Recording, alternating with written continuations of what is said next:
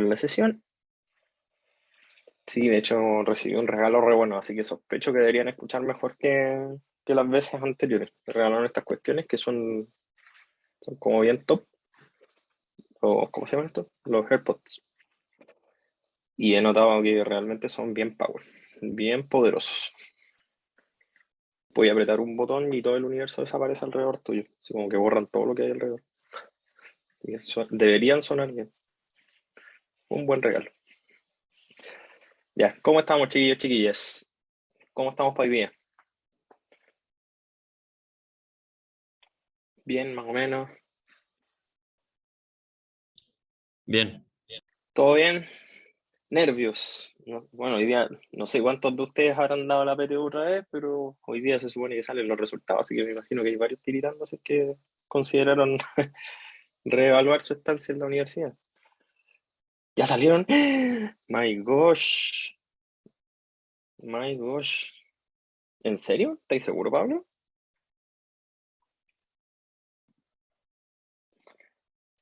My Bueno, por lo goodness. menos lo que pasó es que un amigo que dio la prueba me mostró su puntaje. Oh, la de haber pasado ahí por los métodos medio oscuros. Porque hasta donde yo sé hay varias personas que dicen, no, pero es que no han salido. Así que ahí me imagino que voy a ir a preguntar después de esto. Oye, ya pues, partamos. Salieron a las 8. No tenía idea, maestre. Bueno, whatever. El tema es el siguiente. Chiquillos, chiquillas, dudas, consultas. En verdad, esta es una ronda de consultas para saber más o menos cómo anda la cosa, si es que tienen alguna inquietud, alguna cosa por el estilo.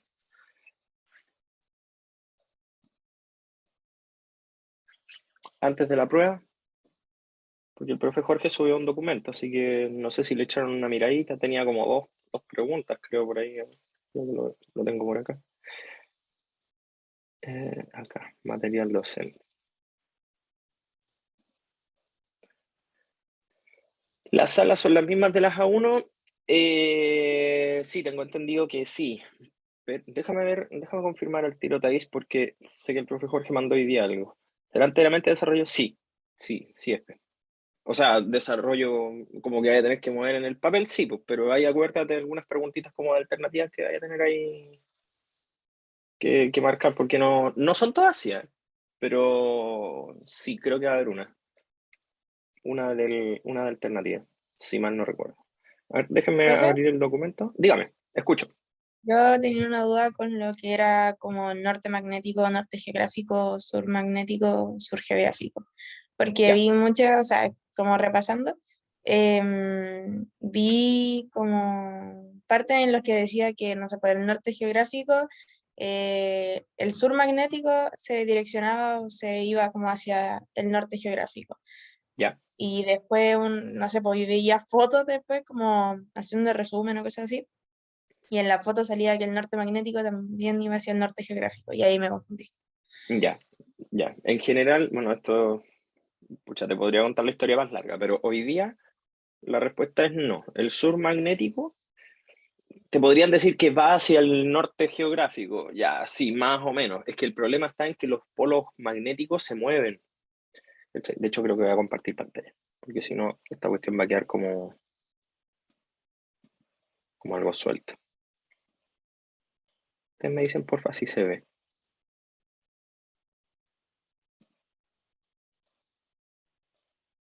Es una montaña, Oh, profe.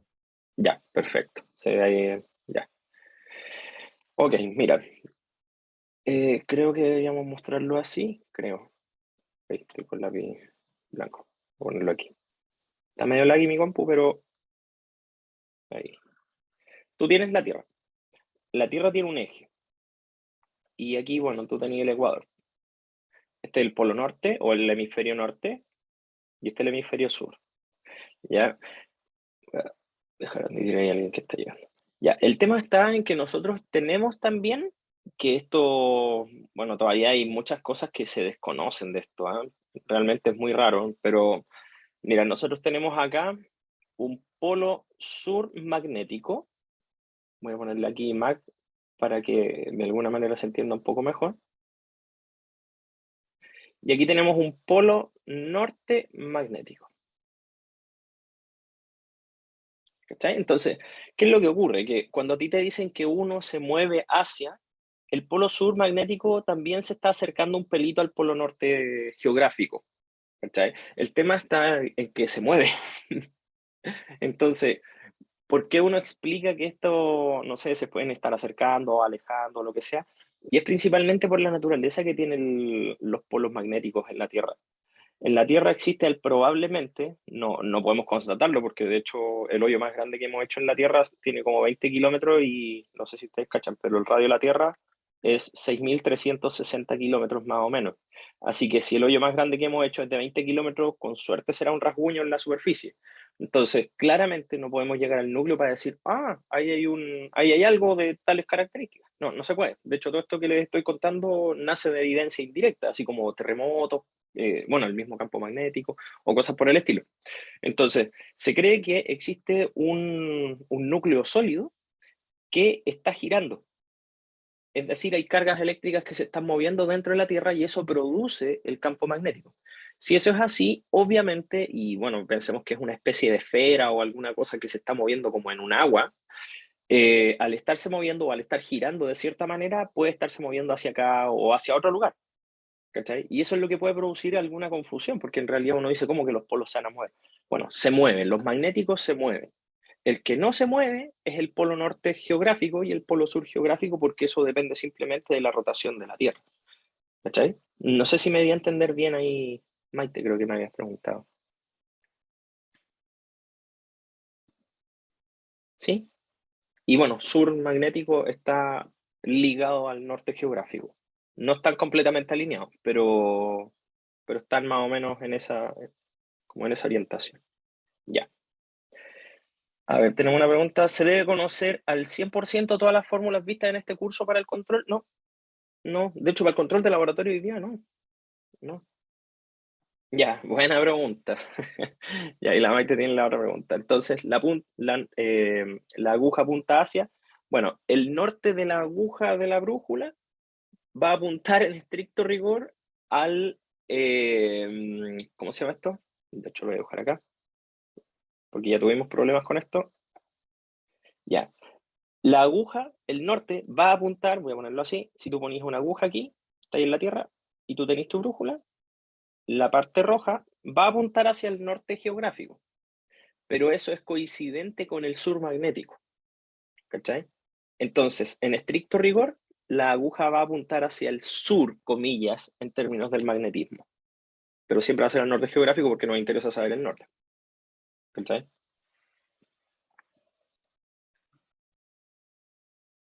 Esa es la respuesta más formal y la más completa que te puedo dar. Para no decir literalmente, no, apunta hacia el norte. No, porque en realidad son dos polos distintos, dos problemas diferentes, dos físicas diferentes en ese aspecto. ¿Ya?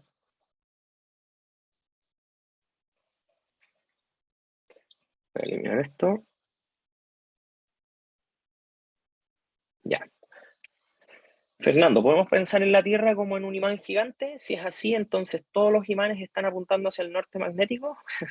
Bueno, sur magnético si es que quería ir al norte, acuérdate de eso, ¿ya? Por lo que vimos en la cátedra, cuando existe un material magnético, este orienta sus dominios en pos de un campo magnético externo. Ya. Acuérdate también, Fernando, que cada material que tenga propiedades ferromagnéticas, que le puede llamar hoy día, que palabra sencilla es que es susceptible al magnetismo, también puede generar sus propios dominios, ¿ya? Y esto depende un poco de química y de las estructuras cristalinas, pero así como hubieron piedritas en magnesia que tenían la propiedad de atraer metales, bueno, la Tierra también podría pensarse en algo parecido, pero el proceso de la Tierra es mucho más complejo, porque en realidad esto va a depender de su formación. No quiero entrar en detalles, pero el tema está en que la Tierra tiene como una especie de gradiente, voy a ponerlo así, de densidades. ¿Qué quiere decir eso? Que tú tenés muchas densidades internas grandes, voy a ponerle muy altas, así como densidades grandes en el núcleo y densidades relativamente pequeñas en la parte externa. Y uno dirá, pero ¿y cómo sabemos eso? Dirán ustedes. Bueno, es muy sencillo, o bueno, muy sencillo, comillas. Newton fue el primero que cachó esto, porque si tú agarras piedras acá en la superficie, acá, tú te vas a dar cuenta que la piedra más densa probablemente va a tener una densidad de 3.000 kilos por cada metro cúbico, más o menos. O 4.000, vamos a ponerlo así, que son las piedras más densas, como el basalto y las leseras que ocupaban los egipcios como para poder cachar el tema, o construir su monolito y cuestiones raras. Pero la Tierra, cuando tú le calculas la masa, que eso se puede, con la gravitación de Newton, y además de eso le calculáis el tamaño, que eso se puede porque de hecho antiguamente Eratóstenes fue el primero que calculó el radio de la Tierra, que no es plana por si acaso, y el tipo cachó esto y podíamos calcular la densidad de la Tierra, y la densidad de la Tierra nos da mucho más grande que la densidad de las piedras más densas de la superficie. Entonces la explicación a eso es que la parte interna de la Tierra debe tener algo muy, muy masivo y muy condensado. ¿Cachai? Entonces, ¿qué es lo que pasa en eso? Bueno, si hay algo pesado, algo muy denso, creado, comillas, con procesos no artificiales, no humanos, lo más probable es que eso sea hierro o algo por el estilo. ¿Cachai?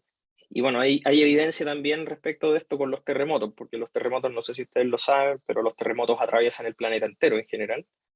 Y uno puede percibir, no sé, pues hoy día tiembla acá o tiembla muy fuerte acá, en Japón lo van a sentir. ¿Cachai? Y eso quiere decir que la vibración atravesó la Tierra y llegó al otro lado, pero con otras características. Esas características que están cambiadas, uno puede determinar que el núcleo de la Tierra es de hierro, más o menos, o por lo menos sólido. ¿Cachai? Y está envuelto en una especie de capa media fluida. Así que si es así, hay cargas en movimiento, ¿cachai? Y eso sí la transforma en un imán gigante, ¿cachai? Pero el proceso en el cual se genera este imán no es el mismo en el cual nosotros podemos explicar las piedritas de magnesio. ¿Cachai? No sé si me voy a entender bien ahí, Fernando. ¿Cachai? Ya. ¿Cómo afecta el campo magnético si aumento la masa del objeto que estoy midiendo con el magnetómetro? Y al aumentar la distancia entre el objeto y el magnetómetro. Ya, eso es una pregunta un poco más sencilla de resolver, porque, mira, ¿cómo afecta una cosa u otra? Si tú tienes tu celular acá, y bueno, tienes el magnetómetro. El magnetómetro, ¿qué es? En palabras sencillas, es como tener un imán en tu celular. Voy a dejarlo aquí, este es como tu celular, en donde tu imán está conectado de alguna forma a algún transistor, algún bicho que esté midiendo aquí, y que nosotros podamos ver cuáles son las fluctuaciones. Entonces uno dirá, bueno, ¿y de qué depende el que sienta más o sienta menos? Tú podrías pensar que aquí hay aire, pero si el aire tiene polvo, lo más probable es que aquí hayan algunos metales, por ejemplo. ¿Okay? Si el aire tiene un grado de metalicidad, entonces probablemente la densidad del aire te va a producir pequeñas fluctuaciones en el magnetómetro. O si es que lo piensas un poquito más como si fuese un cable, pensémoslo así, el cable está generando un campo magnético alrededor, ¿cachai? Y tú sabes, bueno, por lo menos de la cátedra, que si tienes un cable más o menos largo, no tenemos cables infinitos, pero basta con que sea largo, tú al ir alejándote de ese cable, tú vas a percibir un campo magnético cada vez más débil, ¿cachai? Y al acercarte va a ser más intenso. Entonces, eso podría ser la primera especulación, ¿cachai? Y el cómo afecta la masa en términos de lo que podría estar midiendo el magnetómetro. Si la cuestión tiene más masa, pero además de eso tenéis más materiales ferromagnéticos en él, en esa masa, el magnetómetro va a fluctuar más. ¿Cachai? ¿Se entiende, Mati? ¿Ahí? Perdón. De hecho, por eso en el primer experimento, cuando ustedes acercaban como el magnetómetro a la Tierra, la cuestión cambiaba. ¿Cachai? Porque la Tierra está hecha de prácticamente un montón de hierro. ¿Por qué el metal altera las mediciones? Ya, perfecto, Nico. Ya, vamos con esa pregunta, aferrándonos un poquito a la pregunta del Mati. Mira, si tú haces un análisis un poco más, ¿cómo te digo?, fino de esa partícula de hierro, pensemos que esa partícula no es un átomo. Y al no ser un átomo, voy a ponerlo así, es un material que está compuesto de un montón de átomos de hierro o fierro, como quieran llamarlo. ¿Ya? Entonces, ¿qué es lo que ocurre? Y ahí está el efecto que hablaba Fernando. Cuando tú tienes hierro aquí en esta cuestión, o fierro, llámenlo como ustedes quieran, insisto, esas partículas o esas cargas se van a alinear de tal manera de generar dominios magnéticos aquí dentro. ¿cachai? Es como que esto tenía una estructura cristalina aquí, y entonces cuando tienes un campo magnético externo, como el que está produciendo, por ejemplo, el magnetómetro, que puede ser débil, ¿eh? El magnetómetro puede generar un campo magnético débil, pero aún así la electrónica hoy día de los celulares es muy fina, muy sensible, entonces, bueno, voy a ponerlo así, genera un campo magnético que induzca poco efecto en la naturaleza, cosa de que, por ejemplo, esta partícula que es un metal, o que tiene algo de metales, se transforma en un imán. Voy a poner un caso aquí, como que se transforma en un polo norte y un polo sur, de alguna forma, y eso tú sabes que genera una atracción o una repulsión en el imán que está midiendo. Entonces, ¿qué es lo que hace el magnetómetro en estricto, bueno, no en estricto rigor, en verdad, porque esto no es tan riguroso?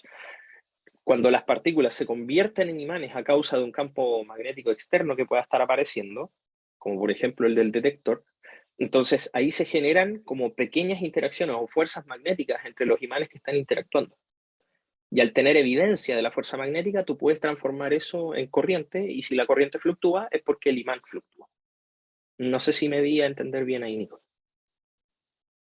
Y por eso los metales alteran las mediciones, porque los metales se transforman en imanes cuando les ponía un imán al lado. ¿Cachai? Ya, qué bueno. Cote, a ver, dice, profe, si uno aumenta, no hay de qué, Nico. Si uno aumenta al doble el volumen del objeto, por ejemplo, hierro, ¿en cuánto aumenta el campo magnético? ¿Y qué mediría el magnetómetro? Ya, mira, acuérdate, Cote, que antes que el volumen o la misma masa, el efecto va a depender del tipo de masa. ¿Cachai? Hay un problema quizá más químico aquí asociado, porque no, podríamos tener un material completamente insensible a los campos magnéticos, y por mucho que le hagáis crecer la masa, esta cuestión no la vaya a percibir. Es así de sencillo. ¿Cachai? Va a depender de la cantidad de materiales o la concentración de materiales ferromagnéticos que tengas dentro de ese material para saber si fluctúa más o fluctúa menos. ¿Cachai? Ahora, si tú tienes un material ferromagnético o que es sensible al magnetismo en una cierta cantidad y quería aumentar el volumen de eso, de alguna forma, ¿cuánto aumenta el campo magnético? Va a depender. Ahí va a depender, que es algo que va más allá del curso, porque obviamente cuando tú aumentas el volumen de una cosa como esta, ya vos, pucha, podéis tener más tamaño o más concentración de repente de la masa, y eso tiene efectos distintos. ¿Cachai? Entonces, claramente ahí habría que armar un modelo, y ahí la cuestión es un poco más complicada. ¿Ya? Si es una bolsa con clavos, bueno, ahí sería mucho más notorio el efecto, pero así como modelarlo matemáticamente, yo ahí me estaría arrancando con los tarros, porque ahí son problemas mucho más complejos. Pero pueden hacerlo.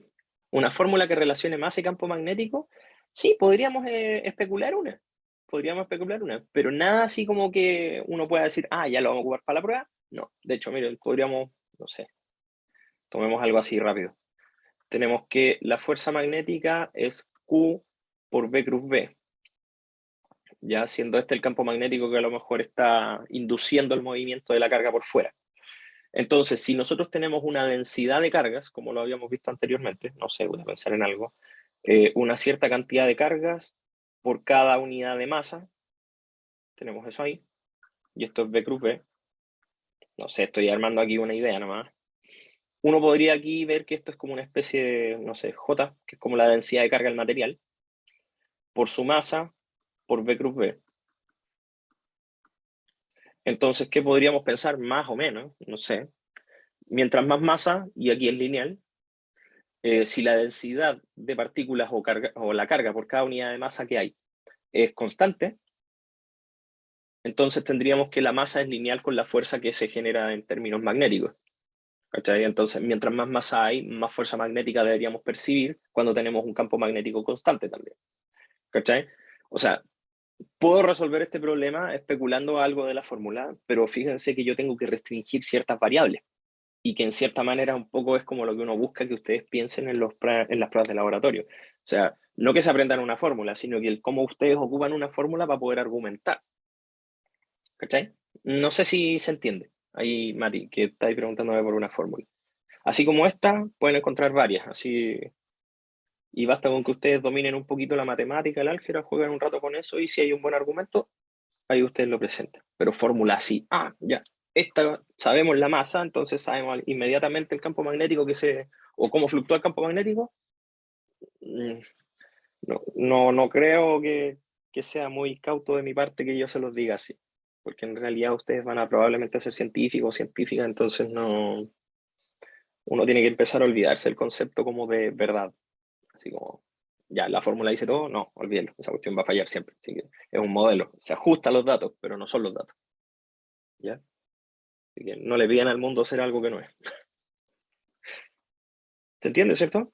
Ahí, Mati, no sé si me expreso bien. Diga, José. Perfecto.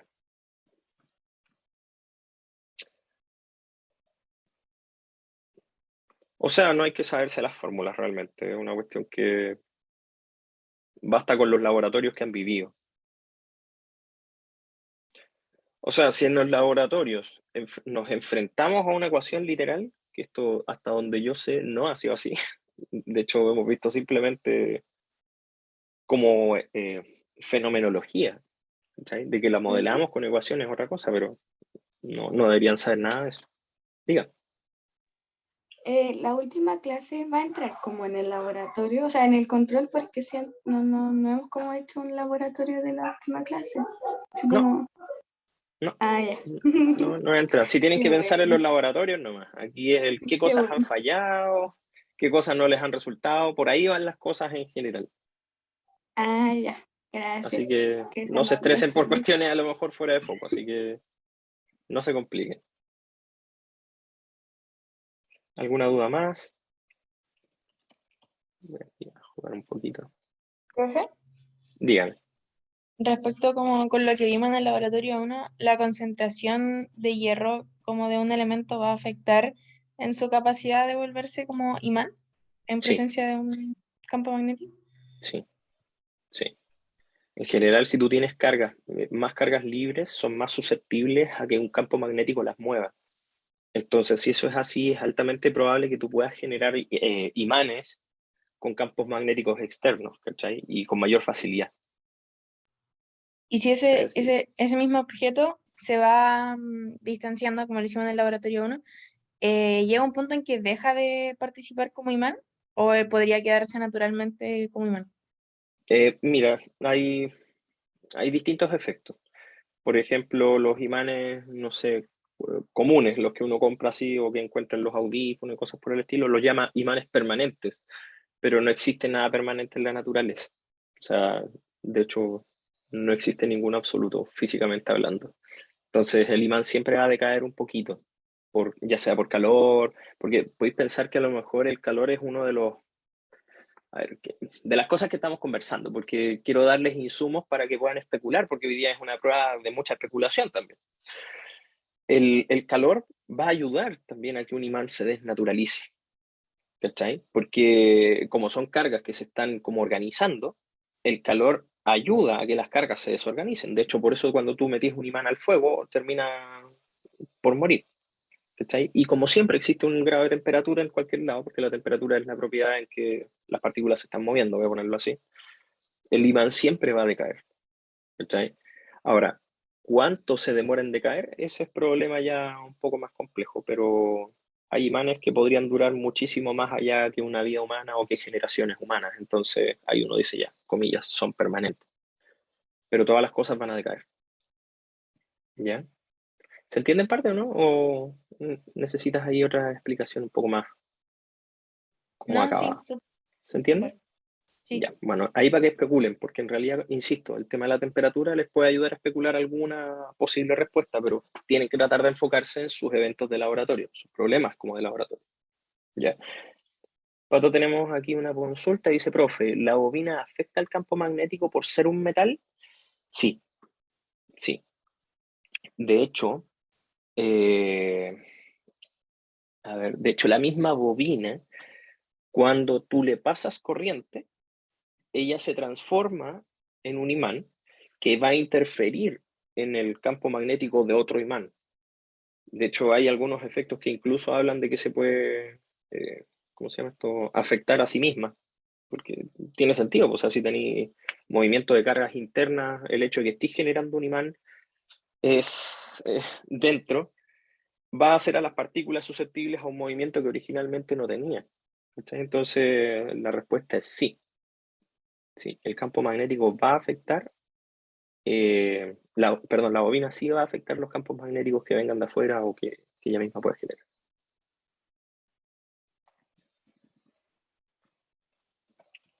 Ya. A ver, tenemos otra pregunta aquí. Las posibles respuestas, ¿debemos especificar así como materiales el montaje de esto? ¿Debemos ser específicos con nuestro argumento? Ya, mira, no vi ninguna pregunta. De hecho, aquí voy a estar tratando de basarme un poquito en la prueba. Déjenme verlo acá. Para saber dónde orientar también un poquito. Denme un segundo.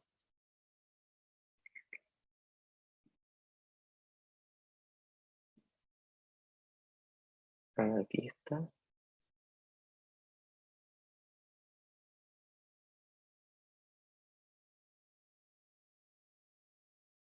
Comparto pantalla. Sí, sí, de hecho es que... A ver.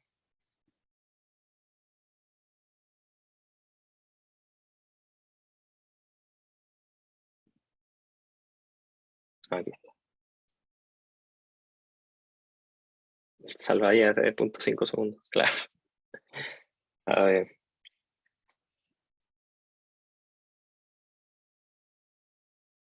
Ya.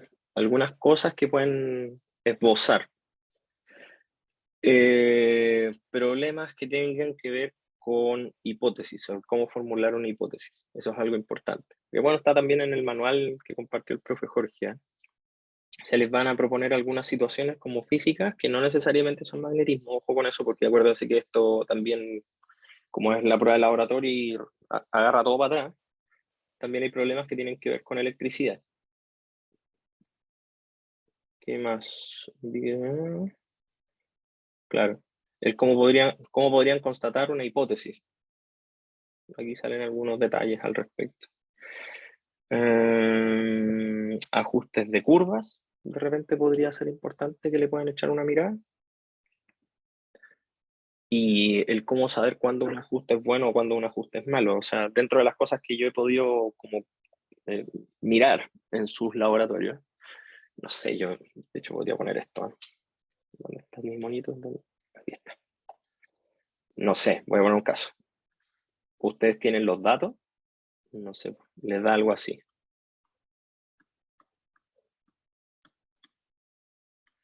Y yo entiendo que la mayoría le facilite obviamente el tema de las rectas y todo, pero yo he llegado a ver trabajos, en algunos casos, no en todos, en donde el mejor ajuste es una recta.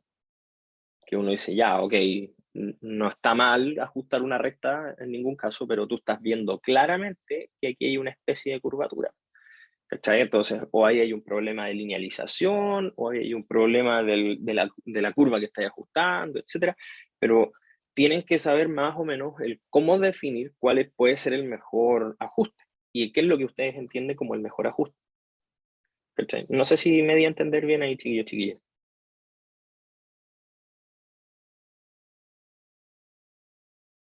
¿Sí? Bueno, esa puede ser más o menos la línea. Y una consulta, si yo quiero medir con un magnetómetro el campo magnético de una bolsa llena de clavos y a ciertas distancias, ¿es lo mismo que medirla de un solo clavo?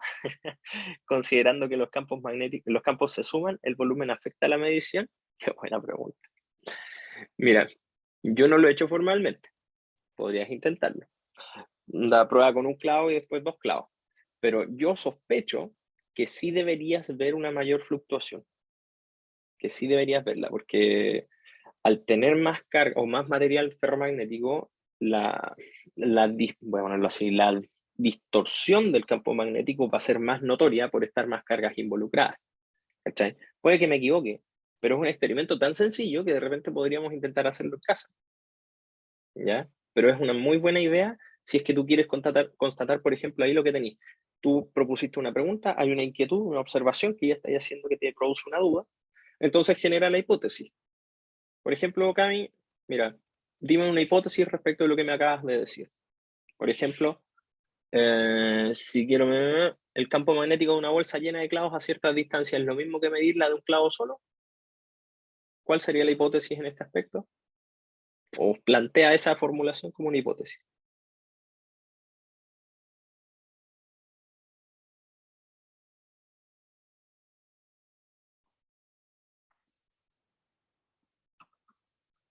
Dale nomás. ¿Alguien que podría plantear una hipótesis en ese aspecto para ayudar a la Cami? Una hipótesis en base a lo que ella está consultando.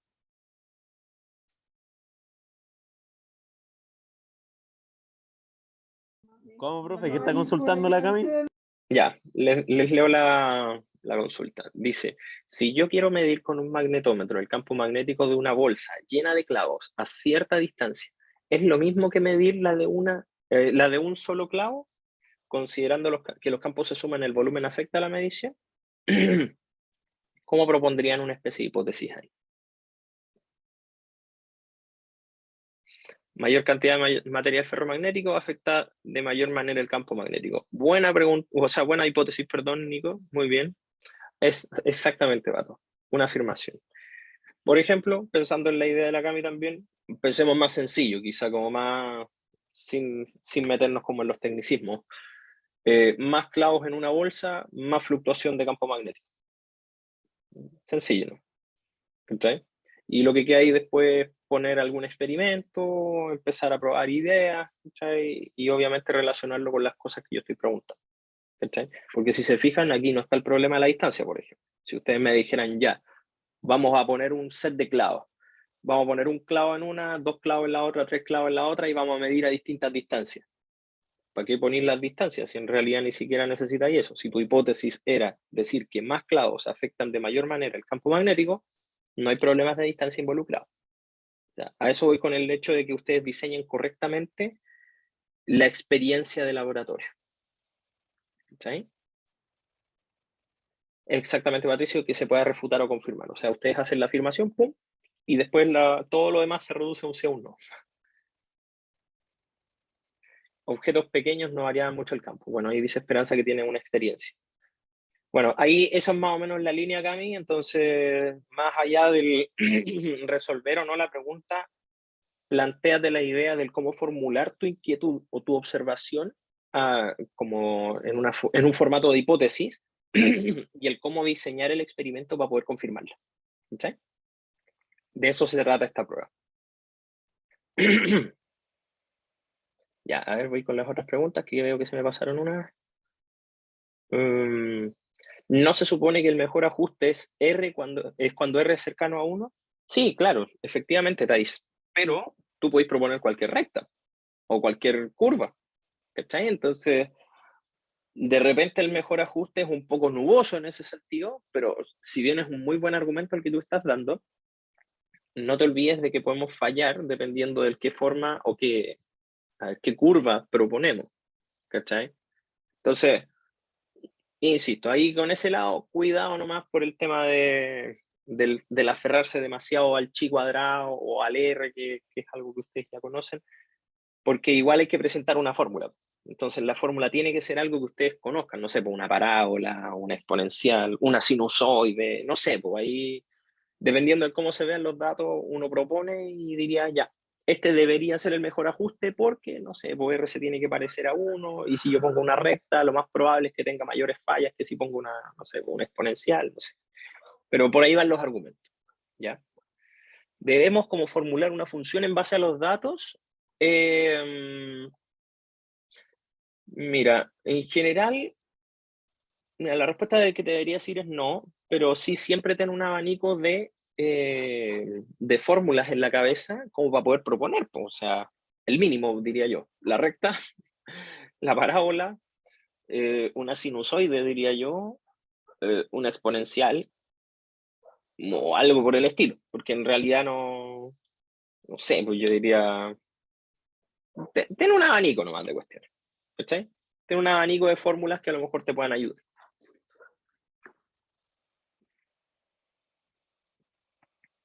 Oh, buena pregunta. Voy al tiro contigo, bro. La Ignacia está ahí analizando ¿cómo se llama esto? mi lenguaje, ¿cómo se dice esto? No me acuerdo, corporal. Ya respondí esas dos preguntas. Ya dice, profe, no me quedó muy claro por qué una onda electromagnética funciona solo cuando la corriente varía. Ya, es una buena pregunta y también, bueno, que se merece un poquito un pequeño diagrama. Mira, ¿qué pasaría, Bruno? Voy a poner un caso aquí. Supongamos que tenemos una batería. Ya, este es el más y este es el menos. Conectamos esto acá y, no sé, pues voy a poner un caso. Ya, cerremos esto. Ya, y, a ver, no, dejémoslo así mejor.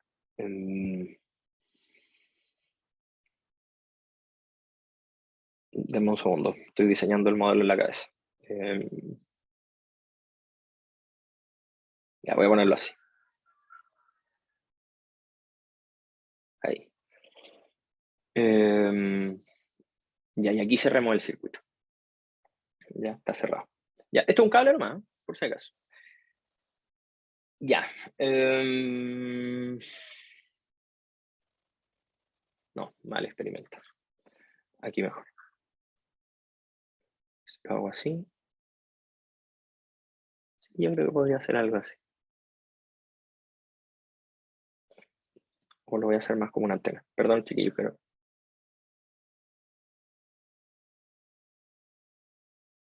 Así mejor. Ya, eso sí es un cable. Ya. Mira, Bruno, imagínate que tú tuvieras... De hecho, voy a cerrar esto acá, perdón. Imagínate que tú tuvieras una configuración como esta, en donde, no sé, pues, hay corriente fluyendo por acá. Los electrones irían en esta dirección. Confírmame, por favor, si me doy a entender bien. ¿Se entiende, cierto? ¿Sí? Que el electrón va en esa orientación. Ya. Fíjate que una onda electromagnética, bueno, dime tú, o díganme todos ustedes, ¿cuál es la onda electromagnética más, o cómo entendemos la onda electromagnética? ¿Qué es? Así como en lo cotidiano. ¿Dónde están las ondas electromagnéticas aquí dando vueltas? Un fotón, dice Fernando, perfecto. Una respuesta muy, muy física, concuerdo. ¿Y un fotón qué es? En lo cotidiano.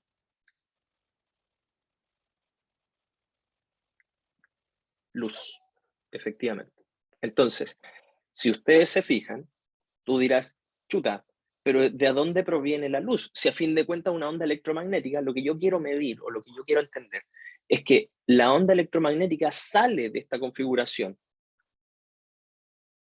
Y uno dirá, ya, pero ¿cómo? Bueno, quizá en el colegio se los dijeron, algo mencionamos también nosotros en el curso, y esto salió también de mecánica. Si tú tienes un átomo, este es el núcleo, aquí, y tenemos electrones aquí dando vuelta, quizá, bueno, ya esto lo habíamos mencionado hace un tiempo atrás, pero cuando el electrón está en un orbital externo y cae a uno más interno, emite un fotón o emite luz. Entonces, si te percatas de esto, la forma en que se produce la luz es que el electrón o cambie su orbital, o si lo miramos en manera más general, como que se acelere. Acelerarse, acuérdate que quiere decir que cambie la dirección de su velocidad. ¿Cachai? Bueno, que eso lo está haciendo en todos lados porque obviamente aquí está cambiando su velocidad todo el rato, pero por eso este modelo es malo. Pero lo que importa es que el electrón se acelera. ¿Cachai? ¿Me doy a entender bien hasta aquí, Bruno, no? ¿Se entiende? ¿Sí o no? ¿Sí? Ya.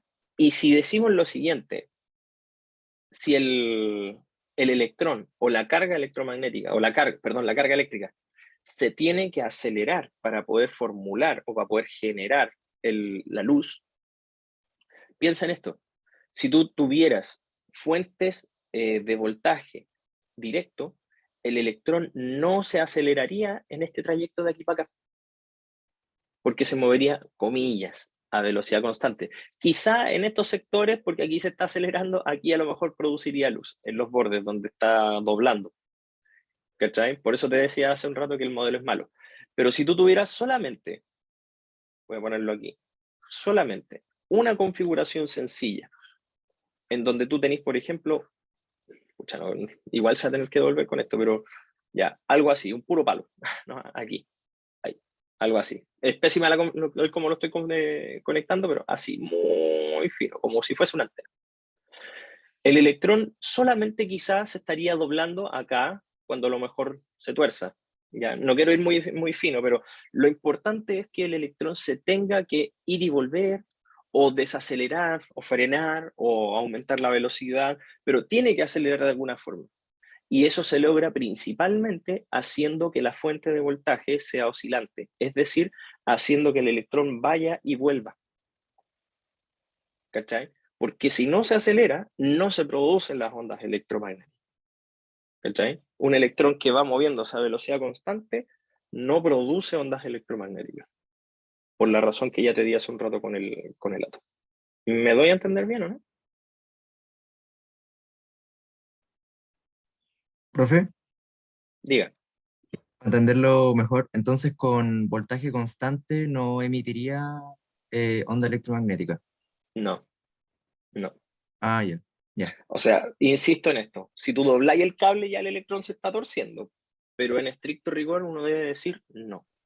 ¿Cachai? No, porque, insisto, un electrón moviéndose a velocidad constante no produce ondas electromagnéticas. Ah, ya, perfecto. ¿Cachai? Creo que di todo para especular. Para la prueba uno debería decir no. ¿Cachai? Pero si tú das el argumento de que cuando tenía un cable doblado el electrón está acelerando, entonces hay luz ahí, sí o sí. Y José, que me hace la consulta, profe, ¿no hay alguna especie de guía o algo de años anteriores? No sé, algún materialcito. Mira, lo que subió el profe Jorge yo creo que es más que necesario, o sea, más que suficiente, como para entender el formato de la prueba. ¿Cachai?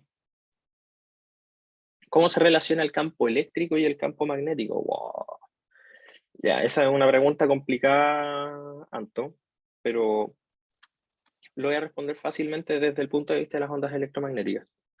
El campo magnético va en una orientación que en general va oscilando, y el campo eléctrico va en la dirección perpendicular en general, así como gráficamente, voy a ponértelo así. No quiero entrar en más detalle porque lo más probable es que eso ni siquiera entre en la prueba, pero en general el campo magnético y el campo eléctrico se relacionan de manera como linealmente independiente, que se les llama. Si aparece un campo eléctrico y un campo magnético, en general vienen en modos perpendiculares, como que uno no toca el otro.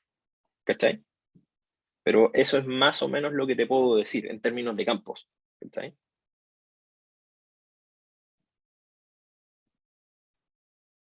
Sí, porque si no, ustedes van a hacer que me vaya como en la bola y hablar aquí toda la mañana. Entonces, eso es más o menos lo que hace la bobina, cambiar la dirección de los electrones. Efectivamente, Francisco, efectivamente. La bobina lo que hace es cambiar la orientación de los electrones. Ahora, hay un fenómeno un poco más sutil que lo hemos visto en clases. De hecho, lo voy a dibujar acá, Pancho, para que se entienda. Fíjate que la bobina, si es que tú la miráis de frente, es como un montón de, voy a ponerlo así, electrones que están dando vuelta en círculo. ¿Cachai? Entonces, si suponemos que el electrón se está moviendo en esta orientación, por la regla del tirabuzón, y aquí ustedes me confirman, ¿ya? Bueno, es un electrón, así que tendría que ser con la mano izquierda. ¿Ya? Digamos que esto es corriente, entonces. En vez de electrones, esto es corriente, para que ocupemos la mano derecha. Entonces, confírmenme si se entiende. En el interior de este cable que está dando vuelta, ustedes deberían tener un campo magnético que sale desde la parte interna. Y en cambio por fuera, debería estar entrando. Aquí. Pancho, ¿se entendió eso que acabo de decir? ¿O los demás se entendió el por qué son vectores que entran y vectores que salen en una espira? ¿Sí?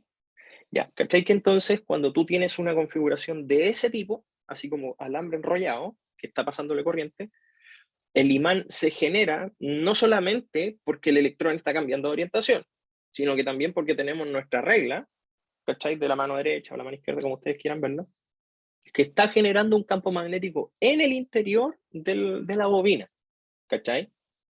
Entonces, además de tener ¿cómo se llama esta onda electromagnética aquí generándose por culpa de que el electrón, suponiendo que se mueve así como más o menos rápido, que no es tan verdad, está doblando, por ende está acelerando, y si está acelerando, entonces ahí tenemos ondas electromagnéticas, y además de eso generan en su movimiento un campo magnético hacia afuera.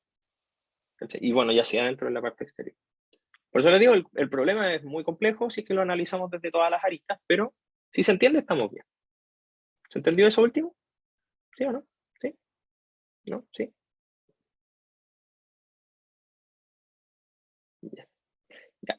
Al tiro voy contigo, Nico, que tenemos otras preguntas anteriores. A ver, dice, ¿antena necesita ser doblada para ver una variación del campo magnético? Mati, desde lo que yo te estoy diciendo, la respuesta debería ser sí. Sí. Pero si la dibujas demasiado lineal, vaya a quedarte con un punto. A ver, voy a dibujar esta cuestión. Acá. Si tú haces una antena así, supongamos que esto está conectado así, y esto es corriente directa, lo más probable es que solo en este punto tenga ondas electromagnéticas. ¿Cachai? Y en general, cuando uno dice voy a hacer un generador de ondas electromagnéticas, tú no lo querías hacer en un puntito chico, ¿cachai? Porque va a ser casi imperceptible. Tendríais que tener un montón de puntos en donde a lo mejor, no sé, pues la antena se está torciendo para poder acelerar electrones, si es que son los electrones en su movimiento los que generan esto. Por eso siempre es más fácil, mejor cambiar el voltaje, hacerlo como oscilante, en vez de hacer físicamente o geométricamente el movimiento del electrón, porque tú podrías hacer algo así. Una antena así. Bueno, tengo un montón de estudios, pero así.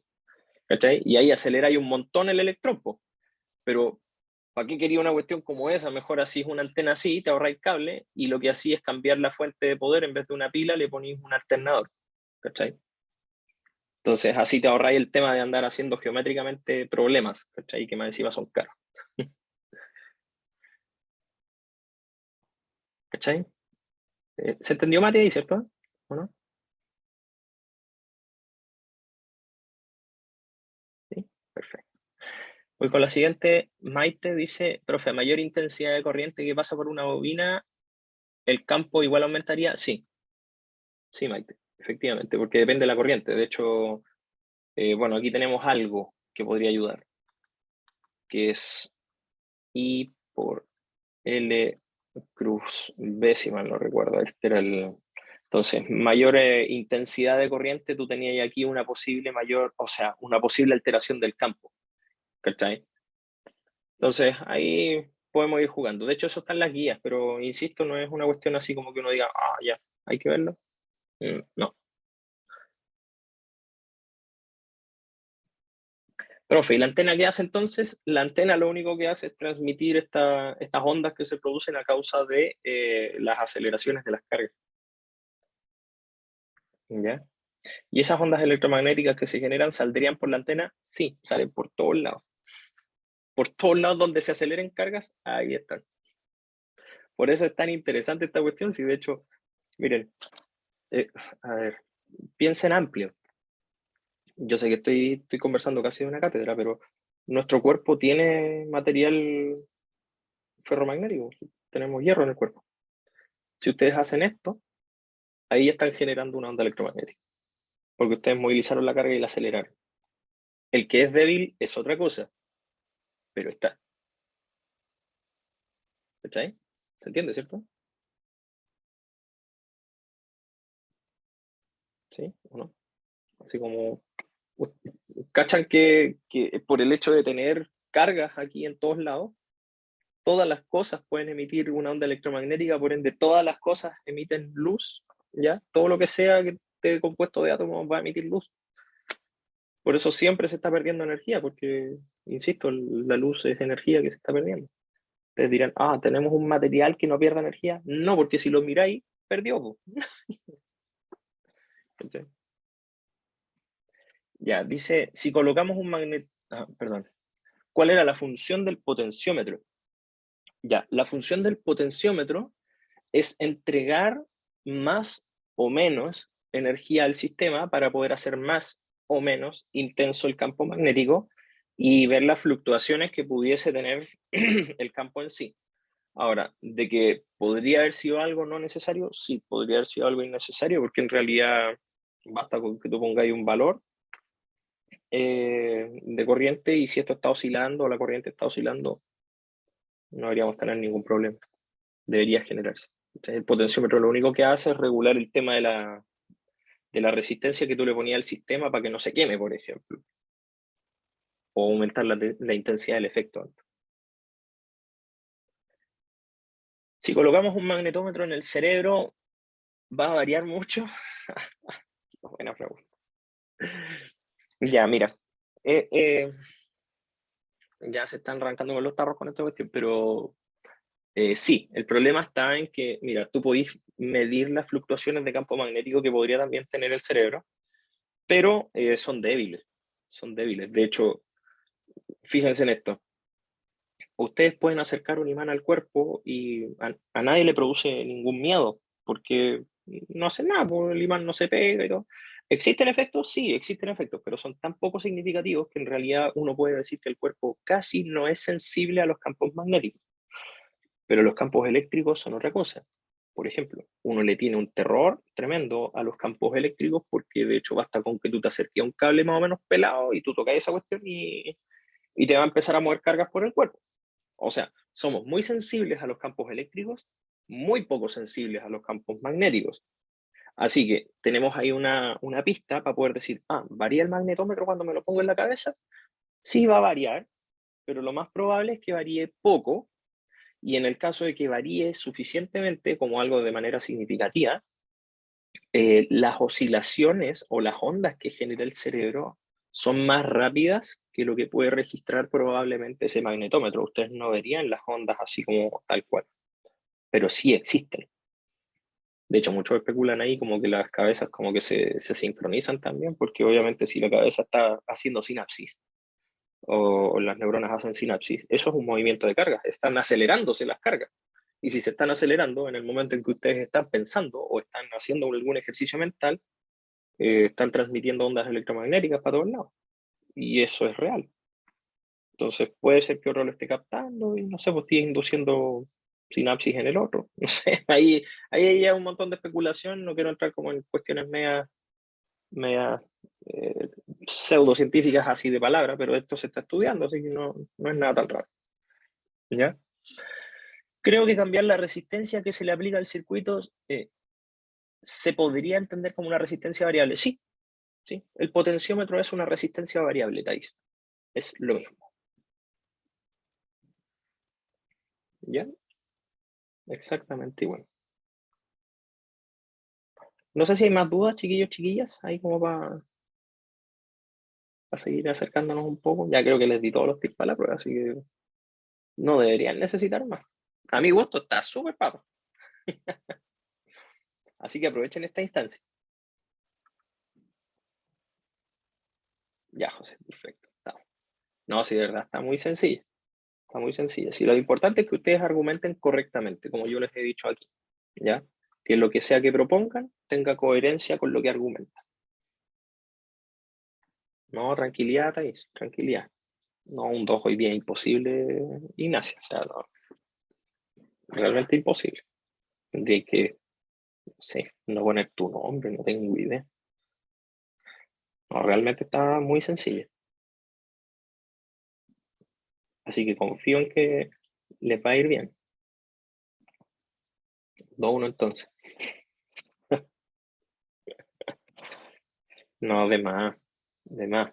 No, sí, yo creo que aquí, más encima no es menor igual la ponderación que tiene esta evaluación, así que traten de aprovecharla porque realmente está muy sencilla. Los argumentos son más importantes en este aspecto. Necesito un 8.4. Bueno, confío en que se pueda arreglar eso. Voy a necesitar un 8, mujer. ¿Cuánto cuenta esta evaluación? ¿Ah? Sirve chamullar, por supuesto, pues si esto es una prueba de chamulleo, pero tienen que saber, llamémoslo argumentar. ¿Ya? Liz Taylor. Ya. ¿Qué me queda en el tintero? Creo que Déjenme ver si es que me queda algo aquí dentro de mis instrucciones. Em,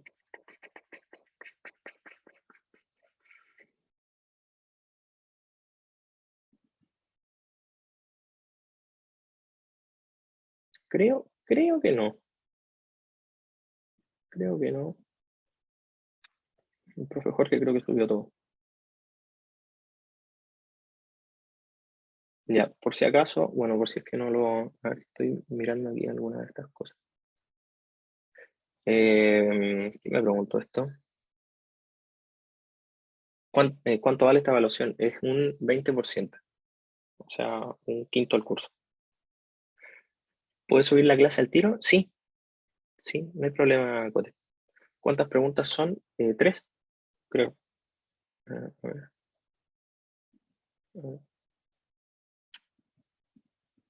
Son 3, obviamente, con su pregunta. 1, 2, 3. Sí, 3 preguntas.